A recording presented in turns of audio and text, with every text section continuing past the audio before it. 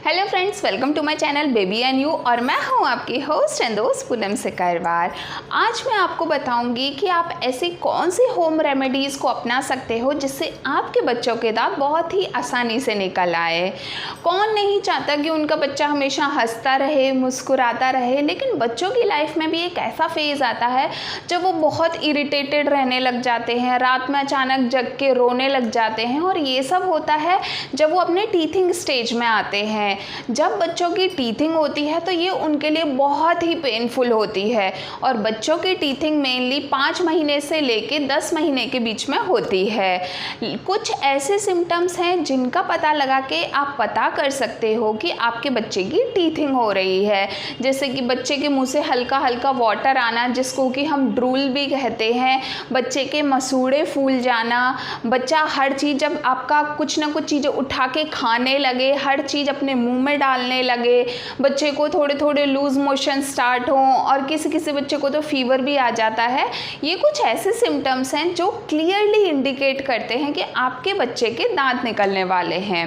लेकिन इस टाइम पे पेरेंट्स के लिए बहुत हेडेक बन जाता है, क्योंकि उनको समझ ही नहीं आता है कि वो ऐसी कौन सी होम रेमेडीज़ अपनाएं जिससे उनके बच्चे का पेन कम हो।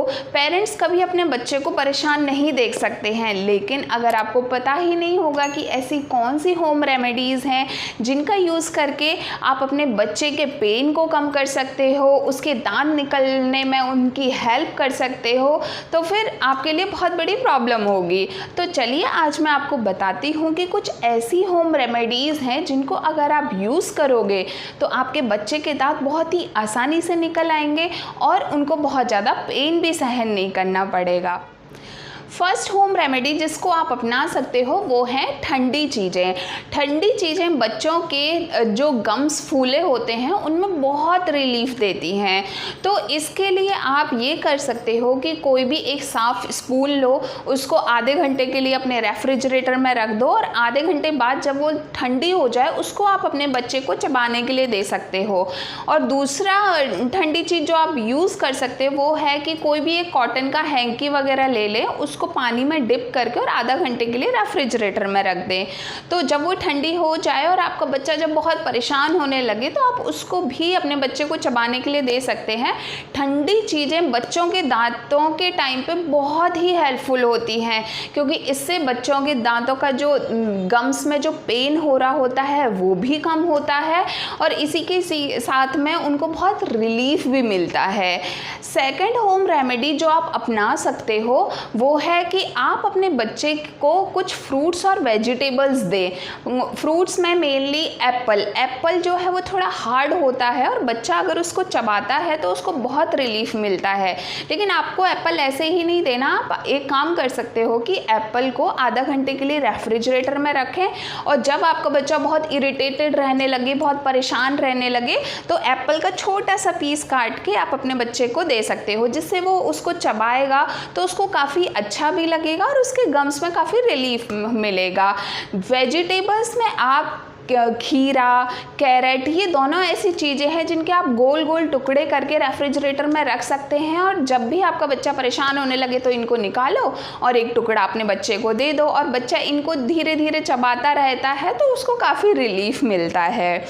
थर्ड होम रेमेडी जो आप अपना सकते हो अपने बच्चे के लिए वो है रब करना। मतलब कि आप अपने हैंड वॉश करो, और हैंड वॉश करने के बाद अपने बच्चे के जो मसूड़े होते हैं उनको एक फिंगर से हल्की हल्की सी मसाज करो, हल्का हल्का सा दबाओ, तो इससे बच्चे को बहुत रिलीफ मिलता है। वैसे तो बच्चे मसाज कम करने देते हैं, वो लोग आपकी उंगली को उल्टा खाने ही लग जाते हैं, लेकिन उससे भी उनको काफ़ी हेल्प मिलती है। फोर्थ होम रेमेडी जो आप अपने बच्चे के लिए अपना सकते हो वो है कि जिस बॉटल से हम बच्चों को दूध पिलाते हैं उस बॉटल को पहले क्लीन करिए, और उसमें आप पानी भर दीजिए, और पानी भर के आप उसको फ्रीज़र में उल्टा करके रख दीजिए। जब आप उल्टा करके रखोगे तो पूरा पानी उसके निप्पल तक आएगा, और वो रेफ्रिजरेट होने के बाद उसमें आइस जम जाएगी। तो जब बच्चा परेशान होता है, अगर हम उस निप्पल को बच्चे को देते हैं तो बच्चा उसको थोड़ा थोड़ा चबाता है, और इससे उसको काफ़ी काफ़ी रिलीफ मिलता है। ये फॉर्मूला भी आप अपना सकते हो। इसके बाद में हमारा 5th होम रेमेडी जो आती है, आपने कैमोमाइल फ्लावर के बारे में तो सुना ही होगा। कैमोमाइल टी आती है, तो आप कैमोमाइल टी लेकर आएँ अपने घर में और उसको अपनाएं। हर पेरेंटिंग साइट पर इसके बारे में बहुत कुछ लिखा हुआ है कि ये बेबीज़ के लिए कितनी हेल्पफुल होती है, लेकिन ये आपको बच्चे को टी के फॉर्म में नहीं देनी है। मैं आपको बताती हूँ कि आपको कैसे देना है। आप इसकी टी बनाएं कैमोमाइल फ्लावर की, देन उसके बाद में उसको रेफ्रिजरेटर में रख दो ठंडा होने के लिए। जब वो ठंडी हो जाए तो आप उसको निकालो, और जब आपका बच्चा के मसूड़े बहुत फूल रहे हों तो एक उंगली डिप करके अपने हाथ से ही उसकी हल्की हल्की मसाज करो। इससे बच्चे को बहुत रिलीफ मिलता है।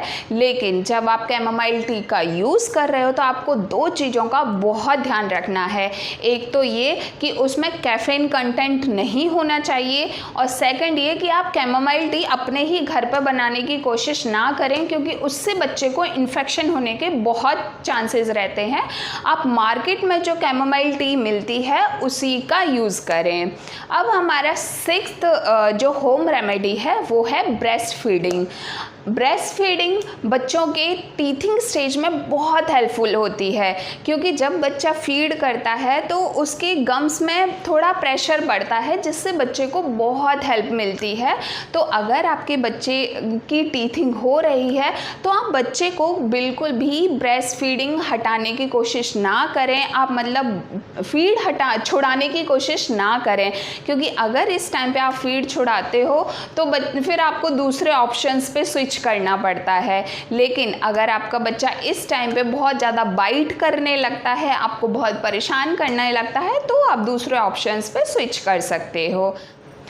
7th होम रेमेडी जो आप अपना सकते हो वो है टीथर्स। मार्केट में बहुत सारे टीथर्स अवेलेबल हैं। जब बच्चे को टीथिंग होता है तो बहुत सारे टीथर्स आते हैं, उनको आप यूज़ कर सकते हो। लेकिन एज़ पर मी जो बेस्ट टीथर होता है वो वुडन का टीथर होता है। अगर आपको कहीं नीम की लकड़ी का टीथर मिले तो वो ज़रूर यूज़ करें, क्योंकि नीम तो वैसे ही बहुत ही ज़्यादा गुणकारी होता है।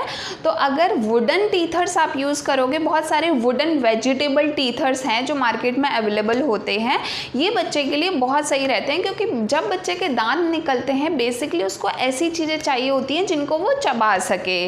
इसके अलावा 8th जो होम रेमेडी है जो आप अपने बच्चे के लिए अपना सकते हो वो है टीथिंग स्नैक्स। बहुत सारे टीथिंग स्नैक्स आते हैं मार्केट में, जैसे कि टीथिंग बिस्किट्स हुए, टीथिंग नमकीन्स हुए।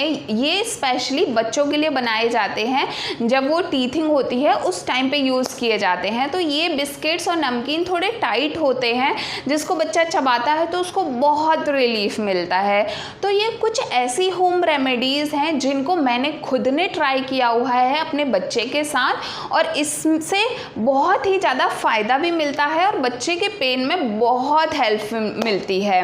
अब मैं आपको इसके अलावा एक और इम्पॉर्टेंट चीज़ के बारे में बताती हूँ कि जब आपके बच्चे की टीथिंग हो रही हो तो आपको साफ सफाई का बहुत ध्यान रखना है, क्योंकि इस टाइम पे बच्चा हर चीज़ को अपने मुंह में खाता है, हर चीज़ उठाएगा और मुंह में डाल लेगा। लेकिन अगर आपने अपने घर में साफ सफाई नहीं रखी तो बच्चे को इन्फेक्शन होने के बहुत चांसेस रहते हैं और बहुत ही ज़्यादा उनका पेट भी खराब हो जाता है। तो इस चीज़ का भी आप बहुत ध्यान रखें। एक और इम्पॉर्टेंट टिप मैं आपको देती हूँ कि जब आपके बच्चे के दांत निकल रहे हो तो आप हनी बिल्कुल भी यूज़ ना करें।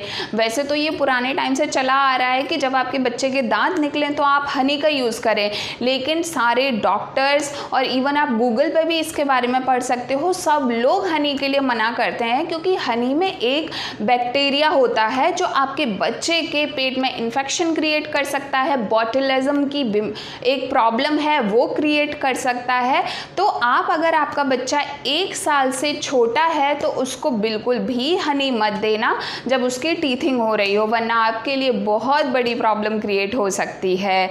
और जब आपके बच्चे की टीथिंग हो तो एक और इम्पॉर्टेंट काम करना है आपको कि आपको डॉक्टर को ज़रूर कंसल्ट करना है, क्योंकि जब बच्चे के दांत निकलते हैं तो उसको कैल्शियम की बहुत ज़रूरत होती है। तो आप अगर डॉक्टर के पास जाओगे तो डॉक्टर आपको कुछ कैल्शियम की टैबलेट्स देंगे या फिर कैल्शियम की सिरप्स देंगे, वो बच्चे को अंदर से स्ट्रांग बनाती हैं। ये जितनी भी होम रेमेडीज़ मैंने बताई हैं ये तो सिर्फ ऊपर से उसके पेन को थोड़ा कम करने के लिए होती हैं, लेकिन बच्चे के दांत अंदर से भी तो स्ट्रांग होने चाहिए। तो उसके लिए आपको डॉक्टर से कंसल्ट करना बहुत ज़रूरी है। आप डॉक्टर से ज़रूर कंसल्ट करें। और मेरी बताई हुई इन सारी होम रेमेडीज़ में से ये जो ठंडी चीज़ें अप्लाई करने वाली फॉर्मूला है ये तभी तक यूज़ करें जब तक कि आपके बच्चे का दांत ना निकले। अगर आपके बच्चे के दांत निकल आए हैं फिर आप उसको बहुत ज़्यादा ठंडी चीज़ें ना दें, क्योंकि अगर आप तब उसको ठंडी चीज़ें देंगे तो उसके दांत टूटने के चांसेस रहते हैं। तो ये चीज़ आप बिल्कुल ध्यान रखिए कि अगर आपके बच्चे के दांत निकल गए हैं तो आपको उसको ठंडी चीज़ों से दूर रखना है। और डॉक्टर्स के द्वारा सजेस्ट की हुई मेडिसिन जो हैं उनको ज़रूर दें आप। मैंने भी अपने बच्चे को 1 साल तक कैल्शियम की टैबलेट्स दी हैं जिससे उसको काफ़ी रिलीफ मिला है। तो मैं समझती हूँ ये सारी होम रेमेडीज़ अगर आप अप्लाई करेंगे अपने बच्चे के साथ तो आपके बच्चे का पेन भी कम होगा और उसके जितने भी मसूड़े फूल रखे होंगे उनमें भी उसको आराम मिलेगा और बहुत ही आसानी से उसके दांत निकल आएंगे।